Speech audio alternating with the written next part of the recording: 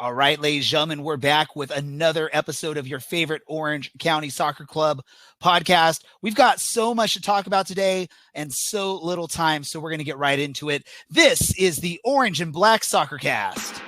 We are underway in the postseason, the first playoff game ever played in Orange County. It's a 1-2. Godoy, he's found a great ball into Voltson. Plenty of time. He smashes it home and doubles the visitors' lead. Thomas and Voltson. Now Segber sprinting forward on the counterattack. A little handsy there. Crosses it. Pineda, the extra pass.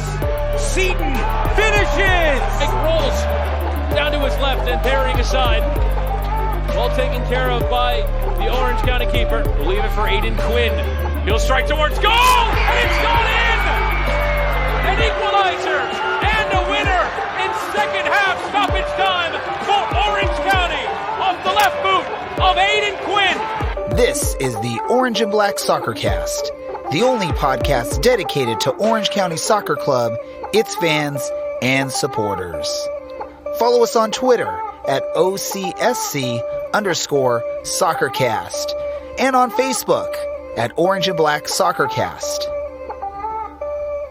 How's it going, Orange County? Welcome to another episode of the Orange and Black Soccer Cast, presented by Ruffneck Scarves. We are the first and only podcast dedicated to Orange County Soccer Club, its fans, and supporters. I'm your host, Ray Samora, and I am with you each and every episode as we discuss all things Orange County Soccer Club. Joining me as he does each and every episode, we've got Dylan from County Line Coalition. Dylan, how are you doing? I'm doing pretty well. I'm enjoying that it's cooled off tonight because it was a little bit too warm for my tastes for fall, but happy to talk soccer for an hour. Always fun to talk about soccer for an hour. I know you've said it numerous times. This is one of your favorite moments of each and every week. Really same with me, even with my busy life, I always love the opportunity to come on, chat with you, chat with any guests we bring on. Alan, who will be jumping on a little bit later on today if he gets an opportunity. Alan has some teacher commitments at the moment, so he is going to try and jump on if he gets a chance a little bit later and help us discuss whatever we have to talk about when he gets here. We do have one guest. I'll just introduce him at this point. I know he probably won't talk much at the beginning, but we'll let him jump in with any comments he wants to talk about as we discuss our last couple of matches. We've got returning guest, Chris Lefty Brown from Foxtrot Pod. Chris, welcome back to the Orange and Black Soccer Cast. Hey, thanks for having me. And I look forward to a good discussion later about our upcoming match. Yes, we're definitely going to get into that. We're not going to spend too much time on Orange County's most recent matches just because we do have a lot of stuff we want to get to. And as always, we're trying at this point to keep everything an hour or under for our podcast. So we're going to just jet through some of these things. We do have, I know for those of you that follow our website, follow our Twitter, follow me, I will be talking a little bit about a recent match and some problems I had with the broadcast, but we'll get into that as we get there. But first, I want to start off with Orange County's disappointing trip over to Salt Lake City to face Real Monarchs in what basically became a very important, probably a must-win game if Orange County wanted to have a shot at getting the fourth seed heading into the playoffs. Unfortunately, Orange County traveled out to Salt Lake City and were unable to come back victorious, dropping the 3 points. Dylan, briefly, what were your thoughts on that match and what went wrong for Orange County? This was a really frustrating match to watch. We dominated possession. Well, I guess it was pretty close to 50-50, but dominated the attacks, shooting. If you look at the stats, we had 17 shots. 3 of them were on target. That's obviously not good enough, right? That's not acceptable. And it kind of seemed like the one shot that Van Wolfgang had that went off the post was kind of going to be it for us, and that's really what it ended up being. Bit of a frustrating match, and of the 2 matches that week, I didn't expect that one to be the result, but it looks like the Monarchs have debuted this new 5-3-2 formation just in time for the playoffs, and they used it against a side that's pretty good. So that's going to be frustrating moving forward, but the better teams are going to have to learn how to deal with that. Just like we're going to have to learn how to deal with this dog. Sorry, I'm not familiar with this program, so I'm trying to look for the mute. No problem, Chris. Yes. Don't worry about it, Chris. We've had a lot worse when it comes to sound effects in the middle of episodes. Thank you, Cameron. Everyone that follows us knows Cameron. He likes to throw on just random sound effects. It almost became a game for us of trying to figure out what it is Cameron's doing with his microphone, his phone, whatever he uses. Dylan, yeah, you mentioned it was that change in formation. I also think if I remember right, because the international break, there were a few players from the first team that had been loaned down, I guess, or brought down to Real Monarchs for the match, which always is a sort of a thorn in the side of a lot of USL fans for the non-2 teams, because pretty much week in, week out, you don't know what you're going to get out of those 2 teams. And just so happened Orange County had to face a couple players from the one team there. Did that have anything to do with the outcome there, do you think, Dylan? The most notable one they sent down is Cullen Rowe, but he didn't really offer too much, I don't think. Everyone else basically has made a good amount of appearances for the Monarchs. They're not Salt Lake guys, so they're one of the better teams when it comes to sending guys down. I know a couple seasons right before the playoffs, they sent a bunch of guys down the last week to get them their 5 appearances. But no, this was more of Orange County not really being able to deal with that game more than anything. So like it was more the, I guess the disappointing road team for Orange County in this match. We've seen it throughout the season and it showed its ugly head for this match. That formation switch, I think that they've thrown out there probably has thrown off what the opposing coaches have planned for against the team, which maybe it's a smart move by the coaching staff to sort of do it this late in the season, maybe trying to trick people or fool people heading into the playoffs. So I don't know if that's going to be much of an impact. I think Real Monarchs tend to struggle in the playoffs, at least in recent years. So maybe that'll continue to happen as well. And who knows, maybe it's going to be all for nothing on that. Orange County, is there anyone that you maybe can call out as being a star or highlight for the match for Orange County? Maybe Joe Amico? No, I don't think anyone really had that great of a game. I don't think anyone had that poor of a game per se. Obviously, Aiden gets really unlucky and ends up scoring an own goal, and that just kind of collapsed kind of morale for the team. Maybe Jerry Van Wolfgang. Thought he stepped up well with having Darwin and Mike on the field. I feel like a lot of times Jerry's attacking prowess and ability is maybe a little bit forgotten, and a little bit he's pushed into more of a supportive role. But I thought he did well throughout most of that game to find himself some space and create some chances. Sucks nothing came of it, but when we play these teams and we play these games in the playoffs, it's always good to have another foot. Yeah, definitely. And ultimately, when it comes down to it, these games are the games that Orange County is going to have to win. They're going to more than likely be on the road for the playoffs. So they're going to have to find a way to find that good road team and not this ugly one that throughout the season has just shown up here and there. A lot less more recently, but still, it's disappointing to see it happening in the final 3 matches of the season out there in Salt Lake City, and disappointing to drop the 3 points. That 3 points lost there dropped Orange County out of the 4th spot. They were basically in control of their destiny for the most part. If they would have won out, they would have pretty much been in 4th. With the fact that they dropped down, now they're going to have to win this coming Saturday, and B, have a lot of help from some other teams out there, specifically Real Monarchs, who they just lost to. So that's going to be difficult there. Luckily for Orange County fans, it wasn't too long of a wait for the team to turn it around and get a full 3 points. Although a lot of people, especially maybe in Northern California, would question the win. I know there was a lot of talk on Twitter from Sacramento fans saying this match should be reviewed because it was horrible officiating. I'll admit the officiating wasn't the greatest there, but it happens. I think we're all used to it. I think, Chris, you're probably used to it watching USL matches. You're going to get some bad refs out there from time to time. Right, Chris? You need to unmute yourself, though, Chris, before you go.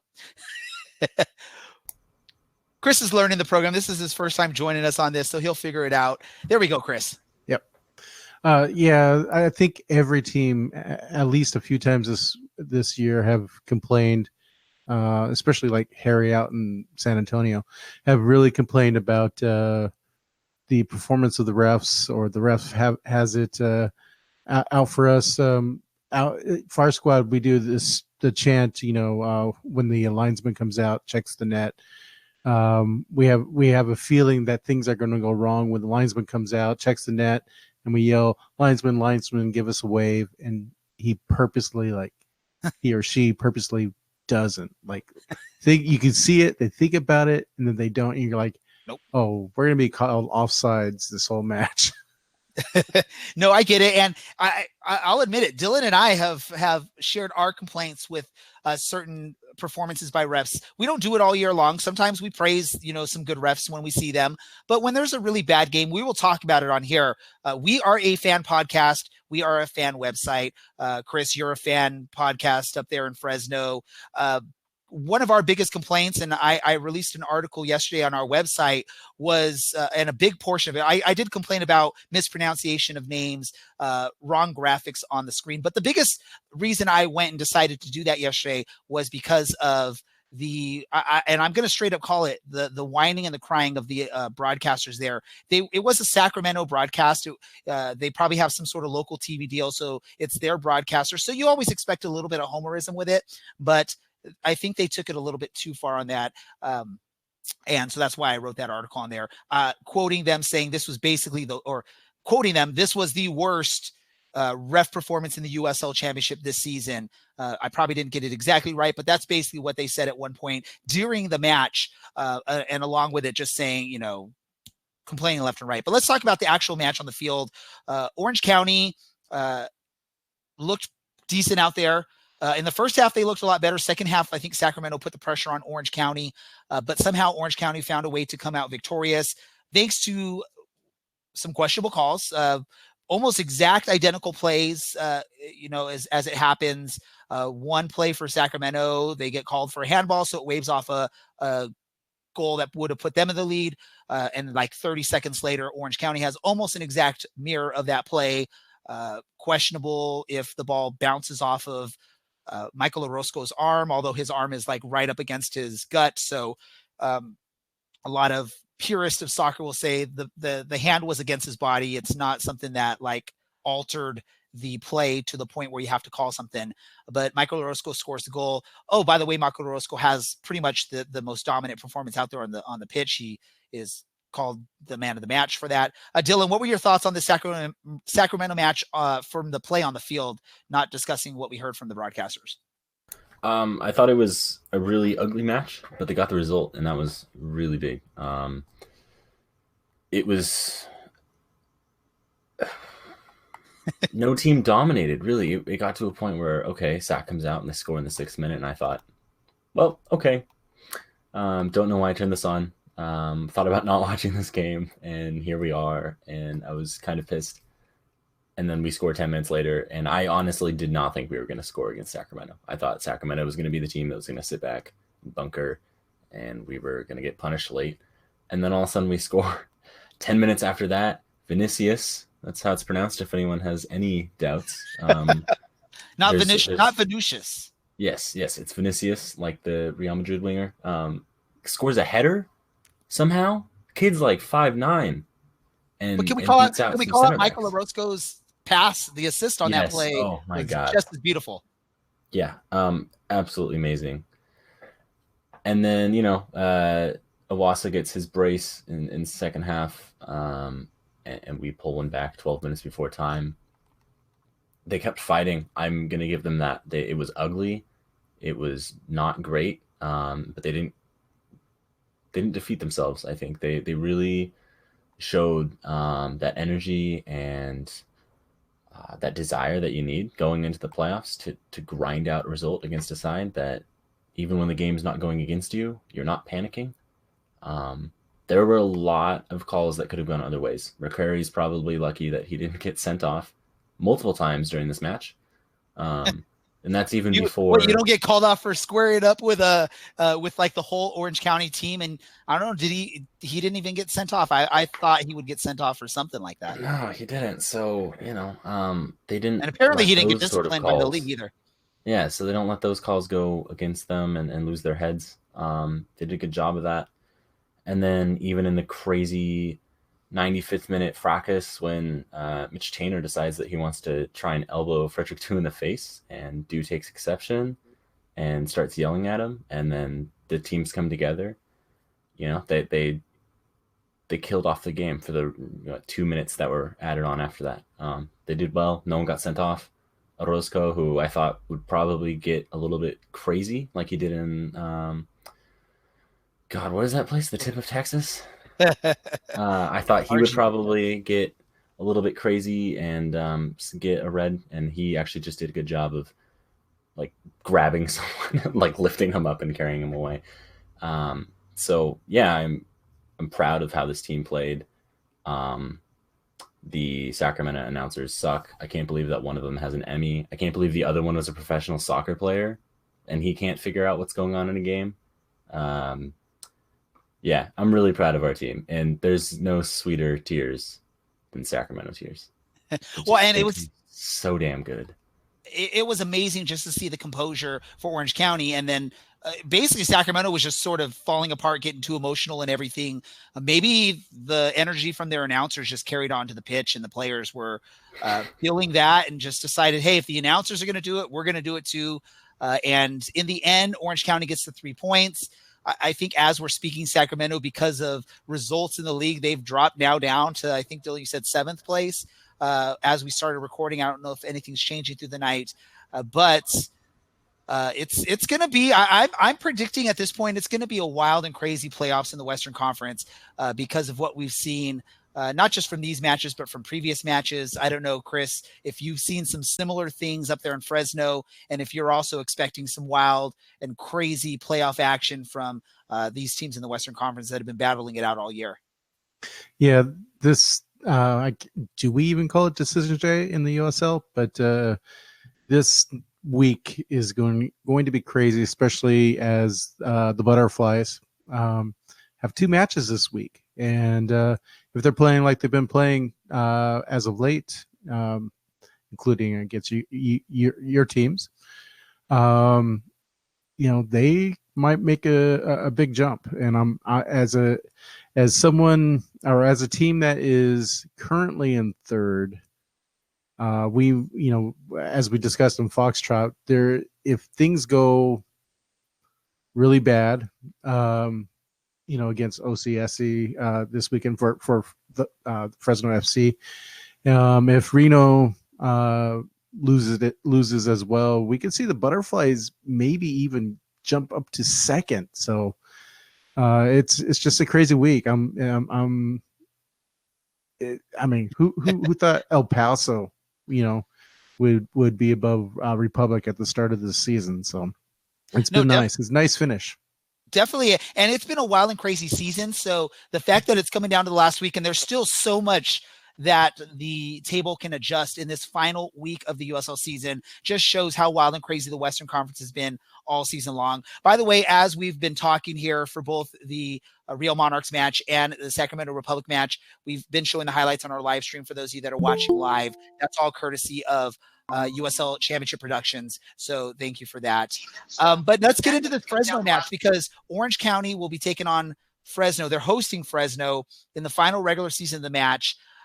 Fresno currently, like you said, Chris, sitting 3rd, Orange County currently sitting 5th. It's a very important match for both of these teams. It's not like Fresno's coming into this match knowing pretty much they are where they are and they can just sort of relax, maybe play some of their non-regulars just to sort of give their key players a rest. Orange County, again, fighting for potential 4th seed. They'll know a little bit more if they even have a shot of that based on how Real Monarchs do this week. But a lot of implications going on in this final week. This is going to be an important match. There's also a lot of emotion coming out of Fresno into this final match of the season heading into the playoffs. We'll talk a little bit more about that a little bit later. Chris, I'm going to ask you straight up. What are you expecting out of Fresno heading down to Orange County this weekend? Are you expecting them to basically be full throttle, or are you expecting them maybe to ease up off the gas in preparation for the playoffs? Mm-hmm. This is a team that I, in 90% of the time, go full throttle. Maybe like some of the other matches, like against RGV, El Paso. Maybe it was just the travel, but they didn't seem themselves. But this is a team that it's been pretty incredible. They believe in one another, they support one another, and so they're gonna fight hard. It's gonna be a back and forth match, and it's gonna be interesting. I mean, last time we met this season, early in the season, we had a 2-2 draw, and I think OCSC will be a great complement to Fresno FC in terms of how each team plays. Perfect. And as we get into this discussion, I do see that we have another guest that is joining us on here, primarily to speak with us a little bit in a few moments about Copa Califas, but I'm going to welcome him on now just in case he wants to jump on to any of this talk about Orange County versus Fresno, and that's Ricky Bravo. Welcome back, Ricky, to the Orange and Black Soccer Cast. Hey, how's it going? Glad to be here. No, it's going amazing. We've talked about what's happened this past week for Orange County. We're getting into this match with Fresno. I know you follow these matches in California quite closely. What are your thoughts about this Fresno Orange County match and basically the big implications this match is going to have on the final Western Conference standings? Yeah, well, my Fresno FC hat says Fresno's going to totally dominate this weekend, and I'll be going into the playoffs in a really good position. But no, this is big. I think Orange County is really fighting for better positioning, right? And given on what happens with a couple of other games, I think Fresno's really potentially trying to play for a couple of playoff games, not just the one guaranteed. Yeah, and again, we'll get into a little bit later. I'm sure the fans will love if Fresno's able to get a really high seed there, a 2 seed, and secure a couple home games if they can win in the playoffs. Dylan, let me talk to you really quick about what's going on here. Fresno traveling down to Orange County. Orange County's looked pretty decent at home as of late. Definitely a different team than we saw at the beginning of the season, even mid-season. They've been pretty dominant at home.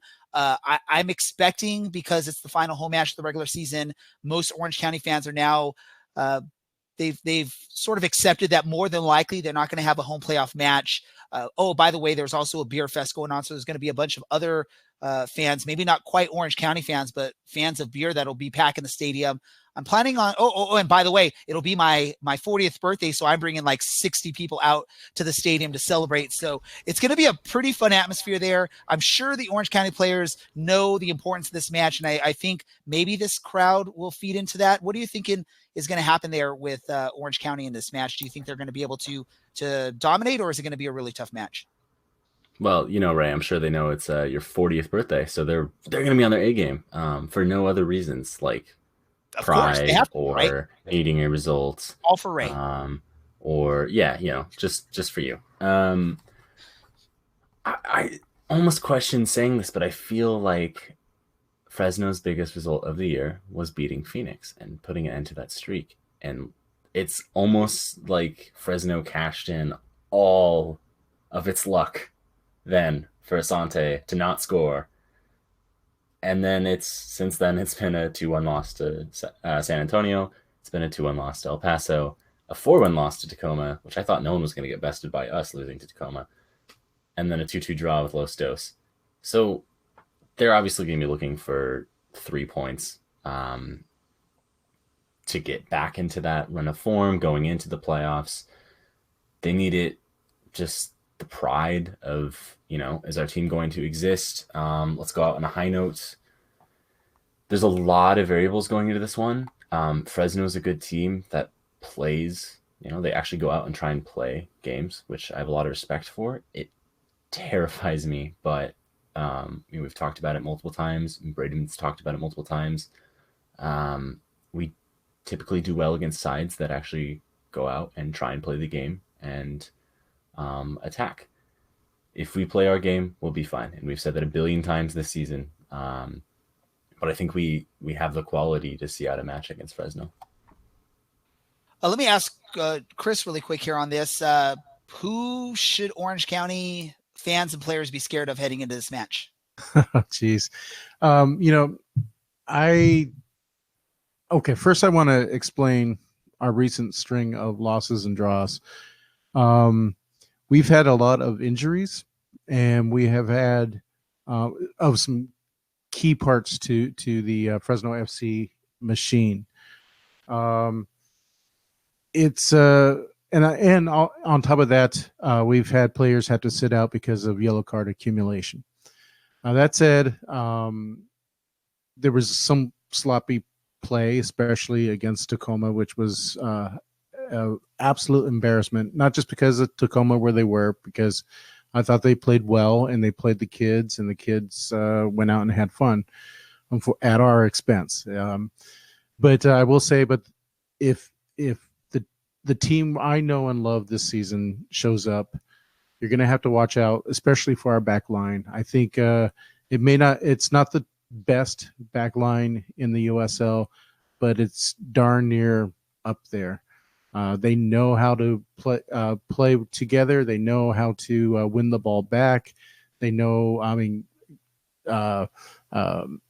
CJ Cochran, he as a keeper works magic, and whether it be with his feet or his hands, he makes some fantastic saves. So you got to look out for the defense. I do think we're a little slow on the counter, but other players you need to watch out for. You got to look out for Jaime Chavez, who's been absolutely terrific this season.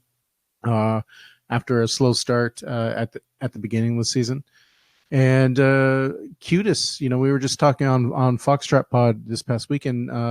Cudis makes plays happen, and for instance, winning, getting fouled on in the box and bringing up Kaffa for that goal, off the PK. He knows how to aggravate and the back line. So you got to watch out for him, because he may not score every time. But he will get in the mix and break down the back line. And then let me ask Ricky really quick, because you said you have, your Fresno hat there. Just sort of your thoughts on what's happening as far as maybe who's the scary person, who Orange County fans and players should be scared of there from Fresno heading into this final match of the season. I kind of got to chime in there with Chris. Second that our back line has been playing fantastic when it's healthy and it's there, and I think that I think at Del Campo he missed that game against Tacoma. That was the first game that he's missed since Fresno FC's inception, right? And so he was back, and I think he'll be back firing on full cylinders. But they really command a lot of attention back there, and really make that goal, I feel a lot smaller for the other teams. Perfect. Thank you. And then as you were talking there, Ricky, our third host here on the Orange and Black Soccer Cast, was finally able to join us. I know I want to thank Alan for coming on. I know he's had a busy night with some other responsibilities or commitments. So Alan's on here. Alan, welcome on. We're talking about this match, Fresno Orange County, that's happening this weekend. Do you have any quick thoughts on it before we move on to our match predictions?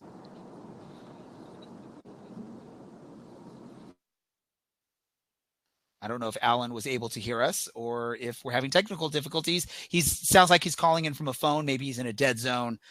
So we'll see if we can get him back on here in just a few moments.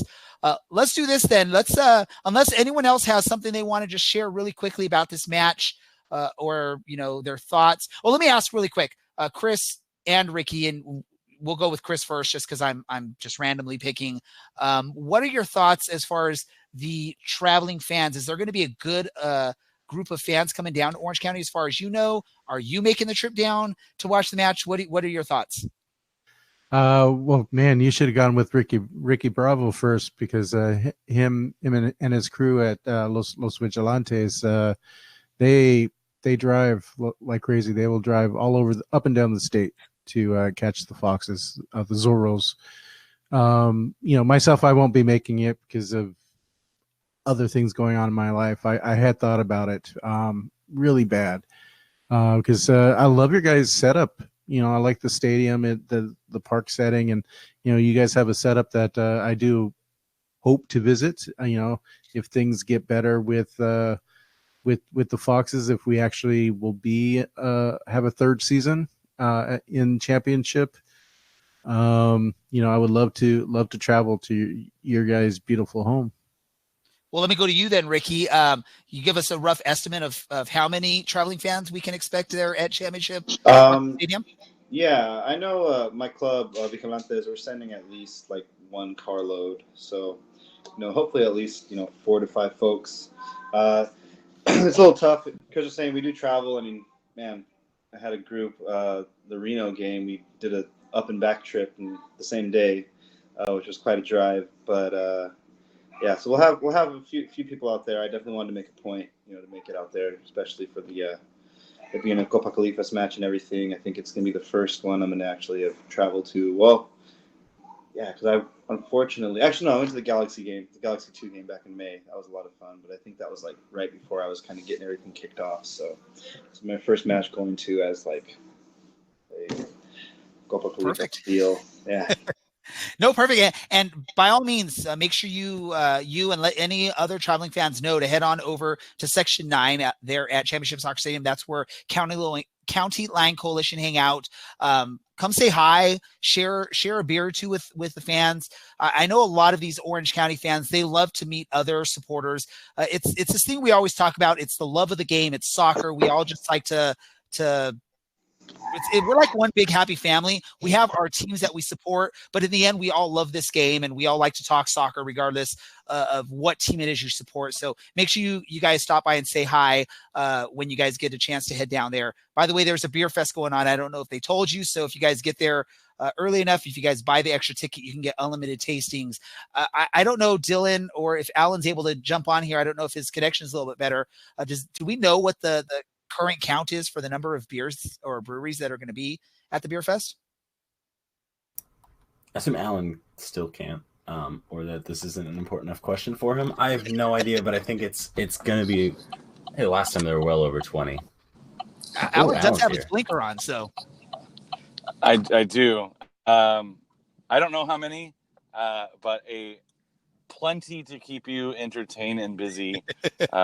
And get your vocal cords lubricated to yell and scream and sing for an entire 90 minutes. So the last time they had a beer fest, there were quite a few beers. There were quite a few pretzel necklaces. If you're a beer fest regular, you'll know that you put pretzels around your neck as a necklace. That way you can kind of munch on something in between beers, kind of cleanse your palate, but also like have you something to munch on to not have an empty stomach while you drink your body weight in beer. Perfect. Let's get into this then, gentlemen. Let's pick our predictions for this match, and then we're going to talk about some more other important soccer stuff. I'm going to start off with our guest, Chris. What we do for our predictions is a score and the key player to the match. Just, one key player that you think is going to make the big impact there. Chris, what are your thoughts? Oh, I was just bringing that up in my show notes from our last podcast, and I had predicted a 1-1 draw. And as far as key figures, I think our man of the match, if it isn't the goal scorer, is going to be CJ Cochran. He's going to aggravate you guys. He's going to block some shots, and he's as you might have seen this season. He's the two PKs from Asante. When we beat Phoenix. This guy. We may not have a lot of clean sheets, but this guy really has been entertaining. So he would probably be my personal man of the match. Although that usually goes to the goal scorer. But I am a little nervous by you guys. The combination of Seaton and Jones. Both having a really good season. When you guys didn't start so well at the beginning of the season, you guys got it together despite your recent woes. But it's gonna be one of those matches where if you're not a diehard soccer fan, you may get a little bored, which is great because with the beer fest. But it's gonna be a very tactical, strategic game, and for me, I'm all in. It's gonna be entertaining. Ricky, what about you? What is your score prediction, and who's the key player to this match? Score prediction. I think 2-1. 2-1 Fresno. Probably pick our man of the match. I think Jaime Chavez. He's really come to life. This second half of the season, grabbed a lot of goals. He's from the Los Angeles area, so I know he's supposed to have like 50 family members at the game. Supporting him, so I just have a feeling he's really gonna show out for that, kind of a homecoming of sorts for him, and final game of the regular season. I think it'll be a good opportunity for him to get back into form as we start to make the playoff push. Perfect. What about Alan? What about for you? If you can give us your prediction and man of the match or player.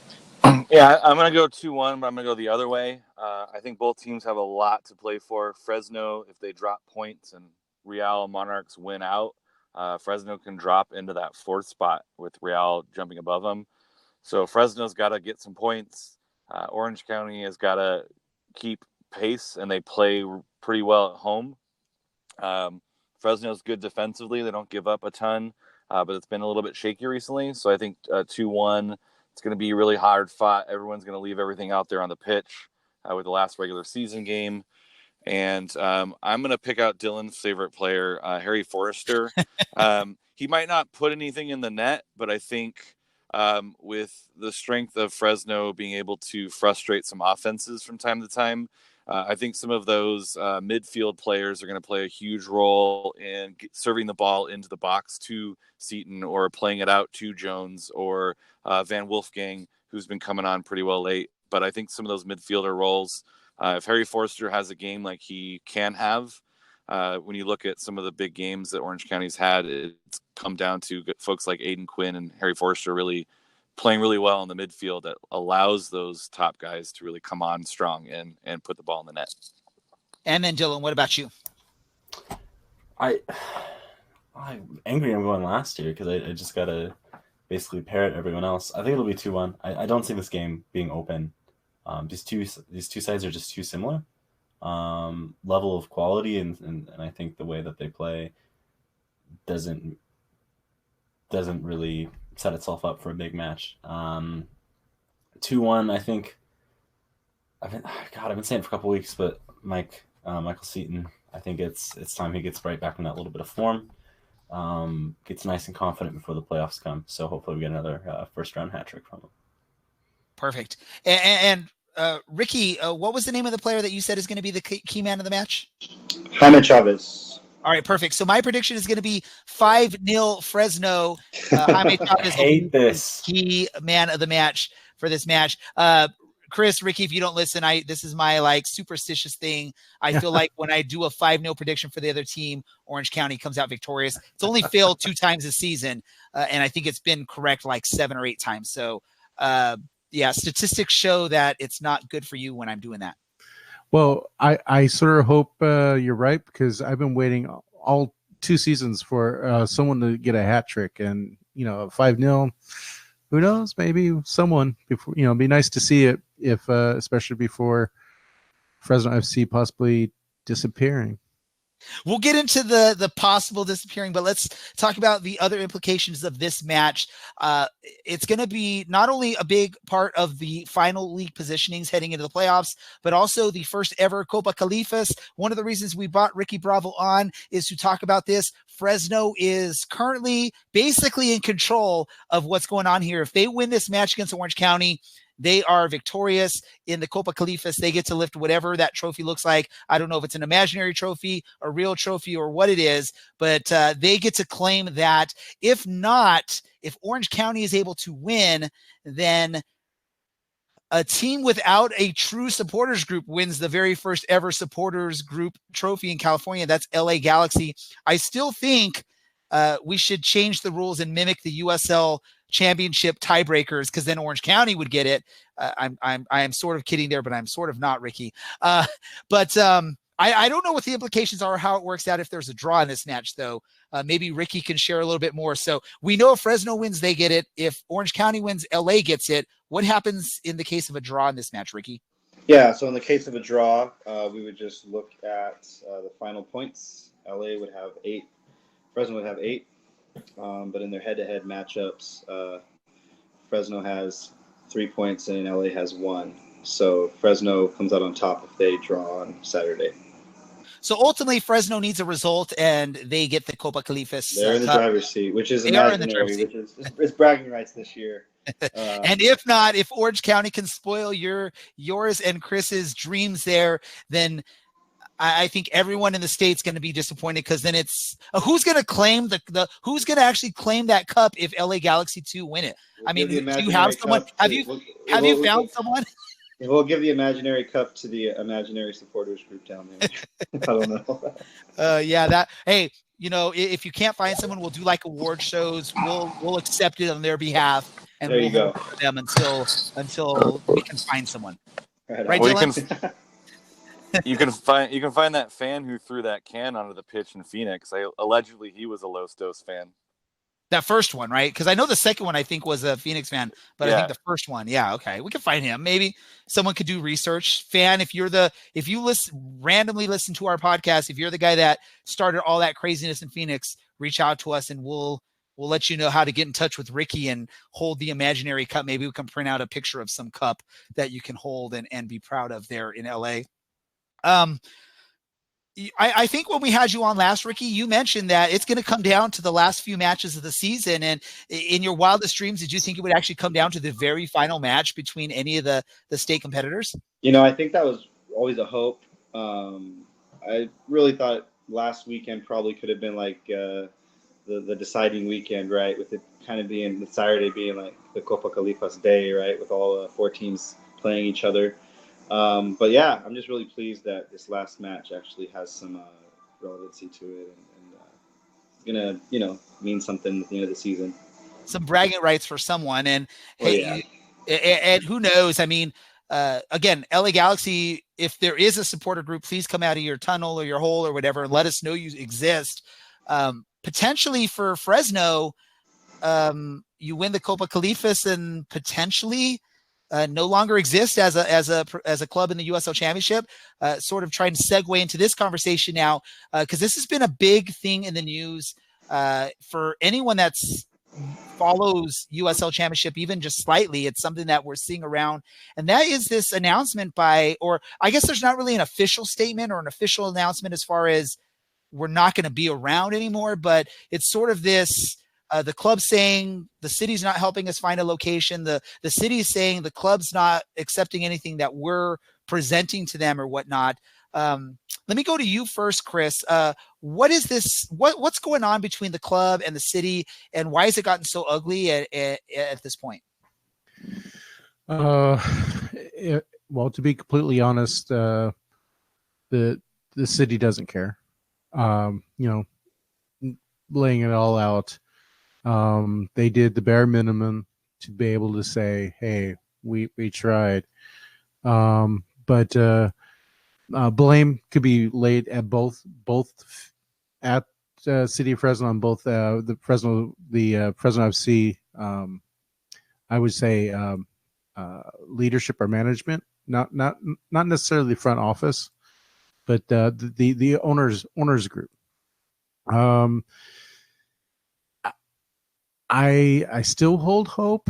My one remaining hope is we win it all. We become, I keep joking, we become USL champions this season, and then in a few years, a 30 for 30 story on ESPN, and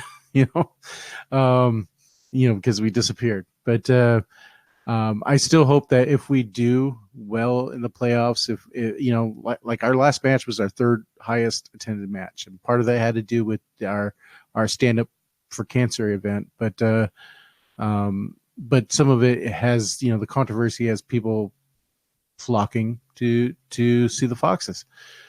But so that said, I still hope that someone out there. I mean, what it's gonna take is a new owner. Honestly, bare bones, it's gonna take a new owner with a new ownership group, and it may mean that next year, if we stay in the championship, if we do find a new owner next year, we won't be out. We won't be playing, so that the new owner can organize his or hers front office and work out the details for a place to have it. If I'm being honest, I'm I sincerely feel that, and from what we've heard on Foxtrot, and I'll add that most, we've been pretty spot on when we've come out and said something with any certainty. This isn't that right now. What I'm saying that I really feel that Fresno FC is going to go away, and it may be 1 year, and then when professional soccer or when soccer returns to Fresno, it's either going to be at the USL 1, but probably the USL 2 level. And, hopefully we'll have a local owner again who loves Fresno and wants to work better with all the elements involved. But, I think I honestly think the scale is heavily shifted that Fresno FC is going to go away. I would love to hear Ricky, because Ricky's been so instrumental in getting people active in the response.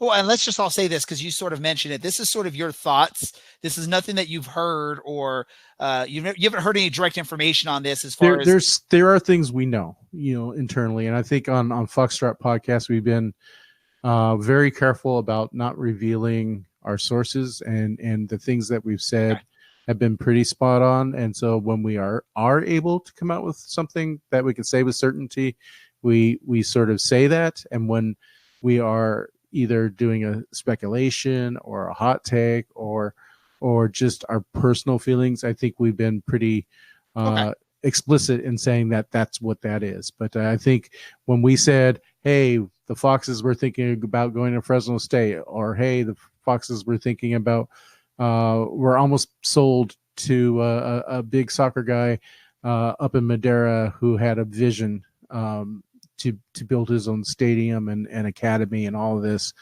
and then things fell apart at the last minute. Those are things we know with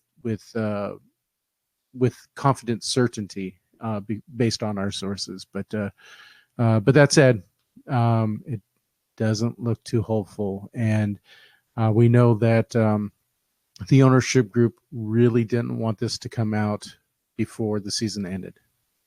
Well, let's go to you then, Ricky, because I know you've been a big part of this movement of, the Stay in Fresno movement, and trying to basically just get this out there to the local members of the community. And ultimately, it's now appeared to basically the nationwide soccer audience. A lot of people outside of Fresno, we've been talking about it. We talked about it last week when we first sort of heard the rumblings of it. I know Dylan, Allen, and I were sort of jokingly saying, are there any celebrities from Fresno that we can maybe say, let's try and talk them into getting involved with this? What's as a member of a supporter group up there in Fresno, what are your thoughts of what you've heard, and what are your hopes for the future? Yeah, well, my hope is that they can find a long-term solution for the stadium. But before that, I hope that there's a short-term solution they can come upon. I think before this recent stuff all came out, it was just assumed that next year was going to be another year started at the baseball park. We were kind of had some grumblings about the Grizzlies, their plans to extend a safety net all the way from home plate to the foul poles, so pretty much any soccer seat would have a net in front of it. So I think that was kind of the thought of what was going to be going on next year, would just be sharing. And from what I heard, there's certain things, with the a hike in the rent there at Chickansee Park, I think has fast-tracked, a lot of where we're at with finding a space. It takes time to once they do secure a location, if they secure a location, it doesn't just happen overnight, launching a new stadium, opening a new stadium. So, I guess, my hope is that something can get figured out in the short term. And I know there's only going to be effort put towards that if there's a long-term solution in sight. So, that's kind of what I want to happen, what I hope happens. And I know I reached out to you, Ricky, just a couple days ago saying, hey, bring some of those signs down. If you have a bunch of them, bring them out to Section 9 there in the County Line Coalition supporter group area. I know there are some guys out there that are behind it because, again, like we mentioned, we're a big soccer family. We all support certain teams, but in the end, it's sort of that thing when you find someone else that likes soccer, you sort of just have this instant connection with them. You have something to talk about, and something there. And I know Dylan, Allen, we've talked about it. I don't know if Dylan or Allen, if either of you want to just sort of jump in on this conversation really quick. I know I don't want to go too long because we're getting close to the hour mark, and I like to try and stay under an hour. But I think Allen has something he wants to say. Yeah, I'm just having like super mad flashbacks to a certain team in San Diego who recently left, and the runaround you're getting from the city and from the team ownership was kind of placing the blame at other people's feet. And really, it's like it's a little bit of A, a little bit of B, and it's always super sad.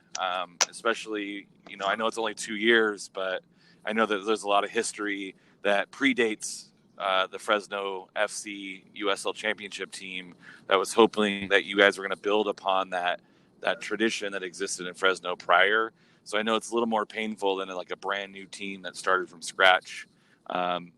So I feel Fresno's pain. And yeah, I think it's just, you got to hope that someone else comes in and kind of builds from the rubble that's left. And I know I'm holding out a lot of hope that does get done and sending a bunch of good vibes to Fresno, or yes, I guess, to keep the vibes positive.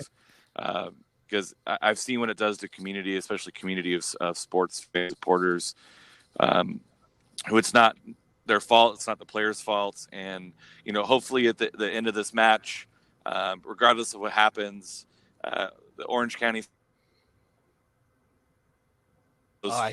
those Fresno players are, given the love that they deserve for a great season, to come from where they were last season to fighting for a top 2 spot in the West.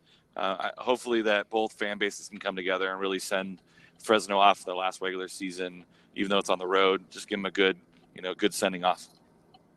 Yeah, well said. Dylan, you have something to throw in here really quick? Yeah, I mean, if you're one of the people that is like celebrating or thinks it's funny that this team's about to fold, you're an asshole. People are going to lose their jobs over this. People are not going to have something to go and do every weekend. That sucks. I mean, obviously the biggest thing is people are going to lose their jobs over this. And these aren't people that have, massive businesses to go back on and be successful and ride it through. These are people who are going to hopefully find another gig, whatever their specialty is in the sports world. And, if Fresno is their home, hopefully it's with the Grizzlies. It sucks. Lee Brand seems like a massive asshat. But, what do you expect when a dude owns a bunch of properties and then thinks he gets to, be a part of the government? Nothing good. Oh, wow. That ended up being a lot more of a comment about our government than it meant to be. I was just trying to make a negative comment about property managers. Sorry, everyone. Way to go, Dylan. Way to jump on there. Yeah, this situation sucks, and I feel for the people of Fresno. It does. It truly sucks. I honestly want to say, from us here in the Orange and Black Soccer Cast, from many people that we spoke from County Line Coalition, we feel for the Fresno fans. We feel for you, Chris, you, Ricky, because in these last 2 years, you guys have poured your heart and soul into this team. Helping trying to build a local soccer base. I mean, we've said it numerous times, support local soccer is part of that. It would be sad, if we were in your situation where we're hearing these rumors that Orange County might not be around next season because of something. And it's really hard to hear something like that. And again, we've had both of you on multiple times on our podcast. You guys are great guys, a great fan base, and we're hoping to continue that on. Hopefully, like Alan said, there's some way something can be worked out. I hate to hear that dreaded hiatus word that came out of Chris's mouth there, because we've seen instances where that's the initial announcement, and then the hiatus turns from 1 year to 4 years to 5 years to, we're pretty much folding. We can't figure out a solution. So I'm hoping it doesn't come down to that. It would be pretty amazing, I guess, if Orange County gets knocked out of the playoffs and Fresno somehow wins the USL championship and then gets folded after that. That would be some crazy stuff going on there. I hope it doesn't come down to that. Again, I hope we get to face you guys next season and more seasons to come. Chris, Ricky, any last thought? I think, Chris, you have a thought? Oh, yeah. Well, I was going to say, I think early on I was saying that OCSC is going to knock out Phoenix. I don't know if the numbers where you guys are positioned is going to be there or do us a favor there. I was saying that for a few weeks. So let me just say this, because I'm looking at our YouTube feed. One of our super fans, Andy, basically says we're better with Fresno and that he'll hold a sign and hope it gets on the stream, because in case you didn't know, the supporters group is on that side of the stadium that the cameras pick up. So he's volunteering there to hold a sign. I'm sure there's others that are willing to try and hold a sign, and hopefully it gets picked up on the stream there. Thanks, Andy. Unfortunately for where you guys probably will get put, it's going to be on the other side of the stadium where you guys won't get picked up on the stream. But again, I'm sure they will help out. If there's enough signs to go around, I'll take a sign, hold it up where we are, which is over on the bleachers by the goal. So we'll figure out ways to get the word out there, because again, we don't want to see Fresno gone. I will say that it doesn't matter where they seat our traveling fans, you'll still hear us. Those guys are plenty loud. Yeah, just ask Reno about that. Well, our good friends in Reno, we'll have to bring it up to them and see how that went when you guys traveled out there. For the purpose of time, because we've actually already hit an hour mark, and we always try recently to stay under an hour. We could talk about this probably for another hour if we really wanted to, but we do need to sort of wrap things up here. If you gentlemen, if both of you want to just hang out for like 5 more minutes, we typically wrap up our episodes with just a random thought. It could be soccer related, it could be non-soccer related, and then we'll be done. If you need to head out, let me know. We can get you a chance to give your shout out to social media. If we want to give a thumbs up, if you can hang out for another couple of minutes. I'm probably going to dip out, actually. All right, Ricky. Yeah, no, I get it. We had you on longer than I was even anticipating. Yeah. Ricky, before you have to head out, go ahead and let our fans know everything you need to know about how to follow you or the Copa Califas. Yeah. If you guys want to catch up with what's going on with Copa Califas, it's copacalifas.com, at Copa Califas on Facebook, Twitter, and Instagram. It's COPACALIFAS. Also, check out my supporters group. We're on social media as Vigilantes. It's spelled Vigilantes 559. It's at Vigilantes 559. And yeah, man. Chris with an assist there, I think. Thank you once again, Ricky, for joining us on this episode. And like I said earlier, make sure you stop by Section 9 out there at Championship Soccer Stadium to say hi. Bring as many of those signs as you can bring, because we'll definitely find people that can hold them up and try and get them seen on the screen on the feed there. So thank you once again, Ricky. Thank you. Bye. Perfect. And then Chris, I want to give you the opportunity, if you need to head out or if you want to hang out for a couple more minutes and just give a random thought, let me know. I can hang. Perfect. So again, we just do a random thought. Typically we go into a section where we talk about other soccer news, but because of time purposes, we're just going to go to random thoughts. If you had a soccer related thing, throw it into your random thought here. I'll give you, Chris, a chance just to think of what you want to share with us. I'm going to go to Alan first with his random thought for the evening.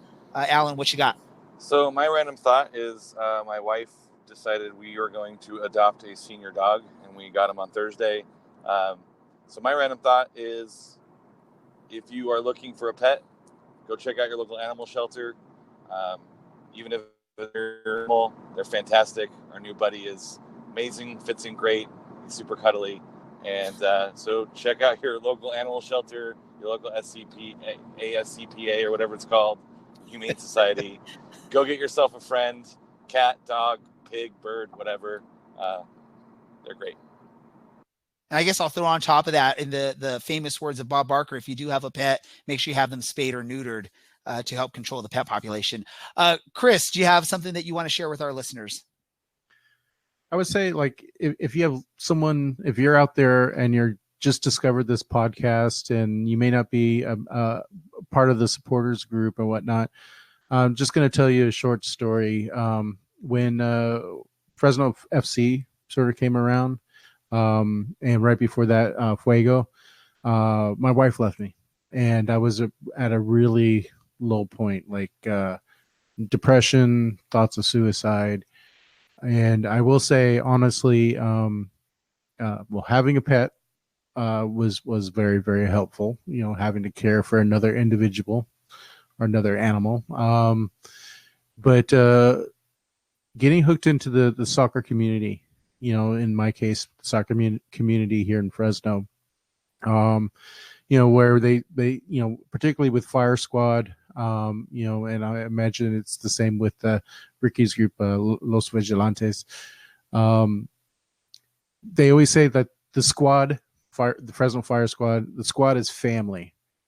And it really was for me. You know, when I was going through hell and back, it felt like, you know, having them there pre-match, sitting down with me saying, hey, look, you know, I know you're going through it. You know, you're loved, and, you know, you're a good person, and we love having you in the stands. And getting hooked up with that group and seeing the benefits of these various soccer friendships, as I call them, helped me through some dark periods. So, you know, anyone listening, going through the fire, reach out to someone, become part of your local soccer culture, and you'll find some pretty amazing people. That, you know, people I'm astounded by the work they do, not only in our local Fresno community, but the work they do for the benefit of other for the benefit of others. You know, and one thing I've learned through this process is you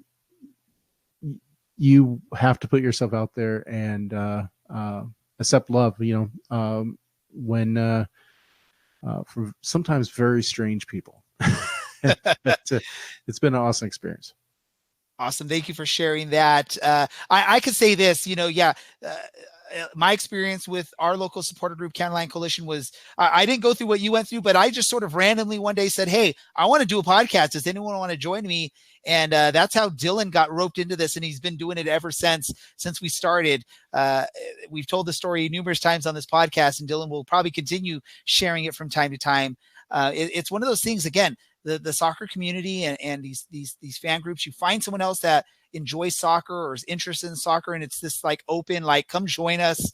We want to share our love with the game with you and with everyone else that's willing to enjoy this. So Dylan, what about you? What's your random thought for this episode?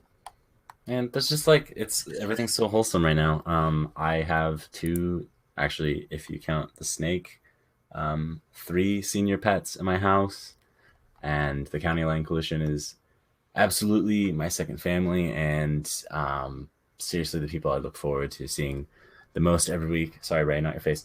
That being said, it's always a piece of literature, right? I mean, I always have some literature recommendation, and ever since, with all this news about the Foxes, and then this week Lansing Ignite, I thought it was fair to highlight an author, kind of Fresno's poet laureate, if you will. His name was Peter Everwine. He passed away about a year ago. He spent almost 50 years on the faculty at Fresno State.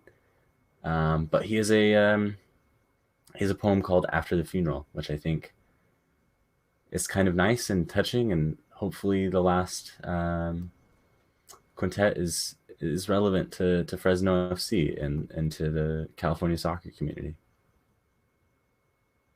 Always able to find like a perfect piece of literature to throw in there, huh, Dylan? I know what's going on. My random thought, I want to give props to my 2 soccer teams that I coach, my boys. They are U9. So one key player I want to just give a shout out to, Lennox. He's one of my key goalkeepers. The other team we were facing got a penalty kick awarded to them in our match. He ended up stopping the penalty kick. Again, he's 8 years old. The ref blew the whistle and said he came off the line and awarded a re-kick. This is an 8-year-old. The ref said he came off the line. You have to do it again. So he did it. He got back in there. The penalty taker went the opposite direction and high, and Lennox still stopped the goal. So he saved not one, but 2 PKs. And if I go back in the past, there was a match like a year ago that he stopped 3 in a row in a match in extra time or in shootout. He has now, as a player for me, stopped 5 out of 5 penalty kicks. So maybe we're looking at the next Tim Howard or future U.S. goalkeeper out there. The next Frederick Dew.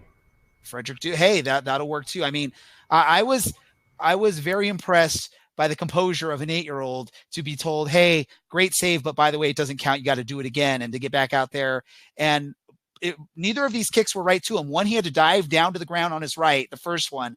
The second one, he had to jump up to his left to tap the ball from going in the goal and then capture it. So, I mean, these weren't simple PK saves. These were legit PK saves. And by the way, the ref that made him have to do it again because he came off line, he didn't have a foot on the line like FIFA rules say. This is an 8-year-old in rec soccer.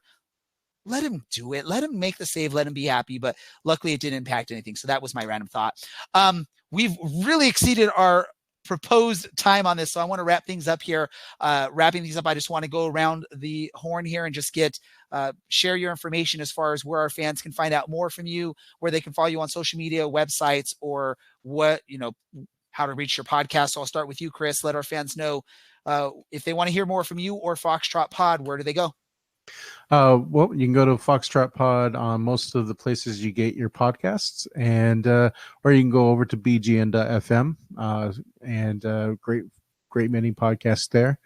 And you can reach out to us on Twitter at Foxtrot Pod as well.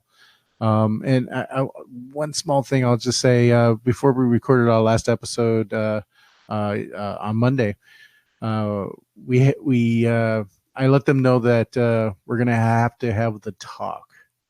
And this really sucks. Like, after the season's over, we're going to have to talk about what the future is. Foxtrot Pod, what happens if the team goes away.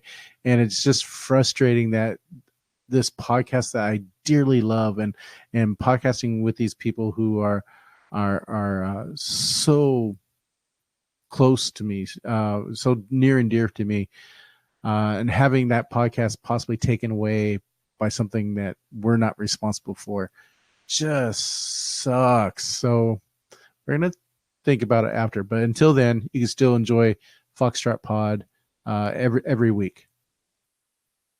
Totally get it.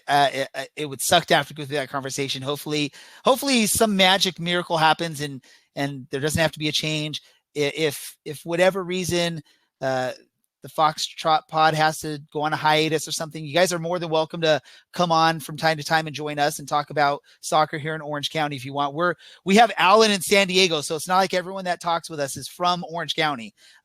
We have South California. We can get North California involved. That was my joke to my fellow podcasters that next year we're just going to be an unofficial USL San Diego podcast. Hey, go for it, huh? I would hate myself though. Alan, really quick, your social media information. A Underwood 48 on the Twitter machine. Dylan. You can find me on Reddit /u/OCSC_Dylan or on Twitter at OCSC_Dylan. And you can find me on Twitter at DJ Ray Samora. You can find the podcast on Twitter at OCSC_SoccerCast. You can find us on Facebook by searching for Orange and Black SoccerCast. You can also go to our website, OCSCpodcast.com, or if you like to type a lot, Orange and Black SoccerCast.com.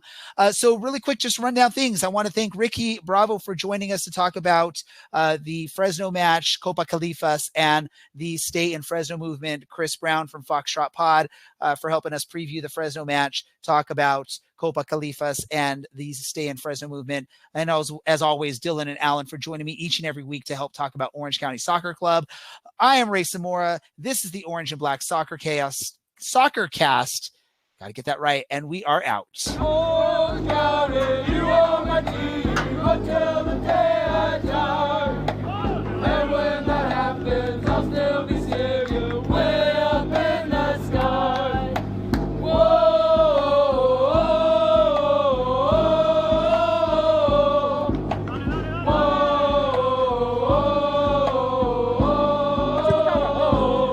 Thanks to our sponsor, Ruffneck Scarves, official scarf supplier to the MLS, USL, and US Soccer. Get custom scarves for your group or team at ruffneckscarves.com.